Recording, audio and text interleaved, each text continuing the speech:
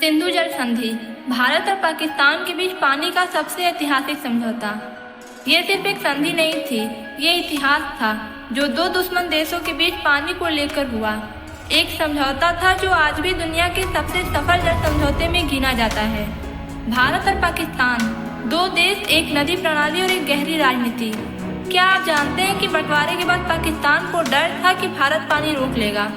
क्या सिंधु जल संधि वाकई में भारत के लिए फायदेमंद थी या नुकसानदायक? और सबसे बड़ा सवाल ये उठता है कि क्या आज भी ये संधि भारत के लिए सही है? आइए जानते हैं सिंधु जल संधि की पूरी कहानी, संघर्ष, कूटनीतिक और इसके नायक की जुबानी। 1947 में जब भारत और पाकिस्तान का बंटवारा हुआ तो सिर्फ जमीन ही नहीं बटी, नदियां भी बट गईं।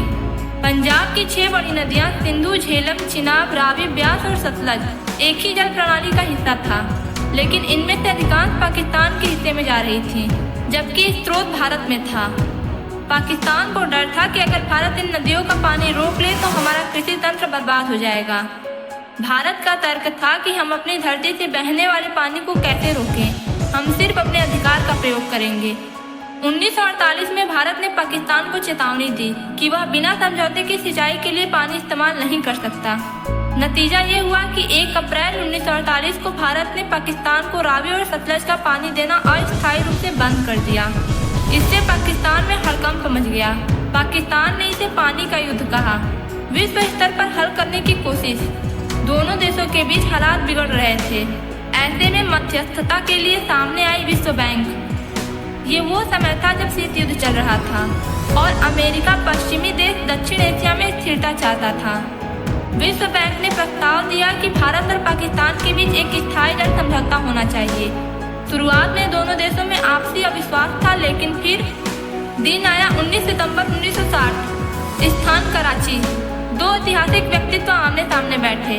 पंडित जवाहरलाल नेहरू भारत के प्रधानमंत्री और जनरल अयूब खान पाकिस्तान के राष्ट्रपति, और बीच में थे विश्व बैंक के अध्यक्ष यूजीन लैग। तीनों ने मिलकर उस समझौते पर हस्ताक्षर किए जिसे हम आज सिंधु जल संधि के नाम से जानते हैं। संधि के अनुसार भारत को मिली 3 पूर्वी नदियां, रावी, ब्यास और सतलज। भारत इनका पूरा पानी उपयोग कर सकता है। पाकिस्तान को मिली 3 पश्चिमी नदियां, सिंधु, झेलम और चिनाब। भारत सीमित उपयोग कर सकता है, सिंचाई, बिजली उत्पादन, लेकिन पानी रोक नहीं सकता। निगरानी और विवाद निपटान के लिए बना संयुक्त आयोग। अगर विवाद होगा तो पहले बातचीत होगी, फिर तटस्थ विशेषज्ञ, फिर विश्व बैंक मध्यस्थता। भारत के प्रधानमंत्री नेहरू ने कहा था, हम पानी को लेकर युद्ध नहीं चाहते। दुनिया को ये दिखाना है कि 2 दुश्मन भी अपनी सहमति से समस्याएं सुलझा सकते हैं। ये संधि एक मिसाल थी। जल पर पहला अंतर्राष्ट्रीय समझौता जो युद्ध के बाद हुआ, 60 सालों से अधिक समय तक टिका रहा। जब 1965, 1971 और 1999 में भारत पाक युद्ध हुए तब भी ये संधि नहीं टूटी। बहुत से लोग मानते हैं कि भारत ने पाकिस्तान को बहुत बड़ी छूट दे दी। प्रश्न ये उठता है कि क्या भारत को पश्चिम नदियों पर ज्यादा अधिकार मिलना चाहिए था? क्या अब हमें इस संधि को रद्द कर देना चाहिए? लेकिन विशेषज्ञ कहते हैं कि ये समझौता भारत को नैतिक और अंतर्राष्ट्रीय समर्थन दिलाता है। इससे भारत को ये कहने का अधिकार है कि वह संधि का पालन करता है, लेकिन पाकिस्तान आतंक फैलाता है। आज भारत में एक बड़ी बहस चल रही है, क्या सिंधु जल संधि अब भी प्रासंगिक है? 2016 उरी हमले के बाद पीएम मोदी ने कहा कि पानी और खून एक साथ नहीं बह सकते।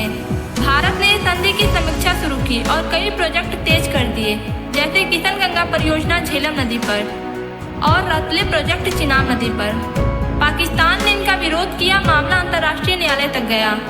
अब सवाल ये उठता है कि क्या सिंधु जल संधि आज भी एक समझौता है या यह भारत की उदारता और सहनशीलता का प्रतीक है?